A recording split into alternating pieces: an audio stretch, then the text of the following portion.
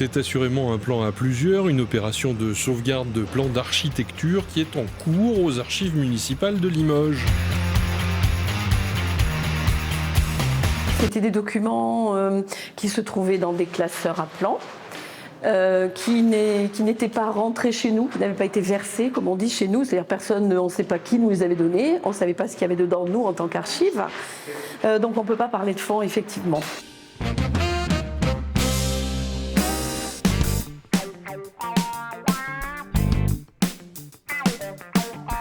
Ceci est un des derniers meubles à plans qui restent de chez nous, puisque c'est un matériel qui est un peu obsolète dans la mesure où il ne sert plus vraiment à mettre les plans, puisque les plans ne se présentent plus de cette façon-là.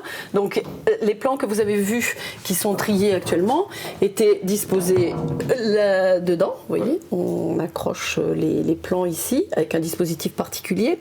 Et on a gardé celui-ci pour pouvoir conserver les plans de l'architecture que l'architecture est en train de trier. Mais un seul nous suffit et les autres étaient vraiment à la fois obsolètes et à la fois très abîmés.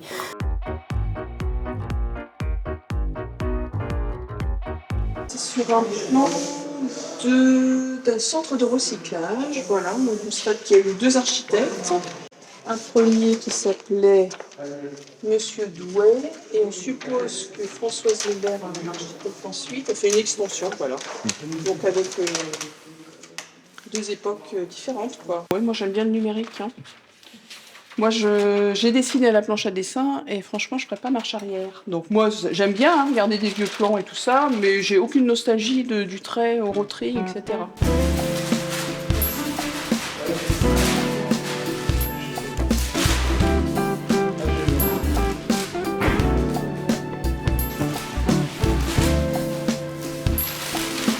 Ça me parle de quand j'ai appris à dessiner il y a 30 ans. Parce que là, vous êtes dessinateur, mais on ne dessine plus sur ce genre de support aujourd'hui, hein, c'est de la conception assistée. Aujourd'hui, nous, à la ville de Limoges, non, on ne dessine plus du tout comme ça. C'est plus facile d'effacer aujourd'hui, de corriger, de déplacer une cloison de 10 cm que sur un calque aujourd'hui où il faut gratter, alors, une fois ça va, deux fois ça va, trois fois, après on a des trous dans les calques. Donc, Après, c'est qu'une affaire personnelle, mais j'aime bien, moi, le bâtiment plus ancien que moderne. L'opération tri et archivage est en cours, les plans recalés partent au recyclage.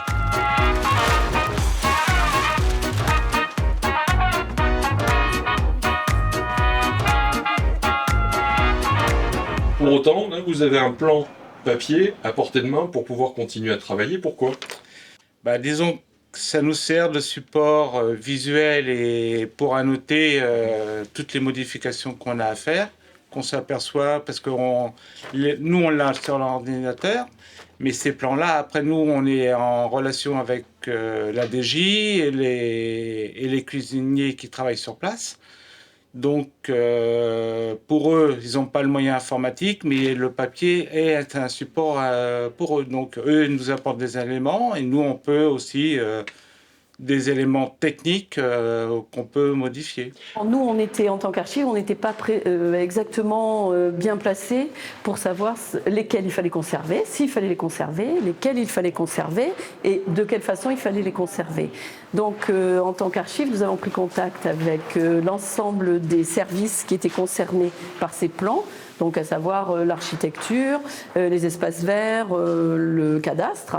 Les personnes sont venues, les agents sont venus pour procéder à un tri, pour voir ce qu'il y avait dedans déjà. Alors beaucoup ne savaient pas, ignoraient l'existence de ces plans.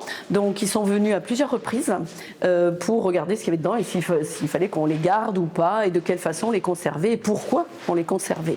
L'architecture a fait un choix différent en disant il y a vraiment des très beaux plans qu'on ne voudrait pas jeter mais qu'on ne peut pas garder chez nous et qui présentent par contre un intérêt historique et notamment l'intérêt des bâtiments, du passé des bâtiments et surtout un historique par rapport au métier de dessinateur qui lui s'est complètement transformé.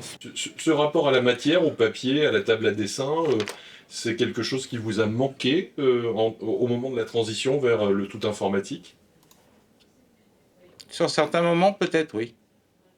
On n'a pas la même relation, c'est pas la même chose. Là, on travaillait sur la planche, on travaille sur un support vivant, on va dire, entre un calque où on voit la matière, on trace avec les mains. Ouais. Là, on est avec une souris.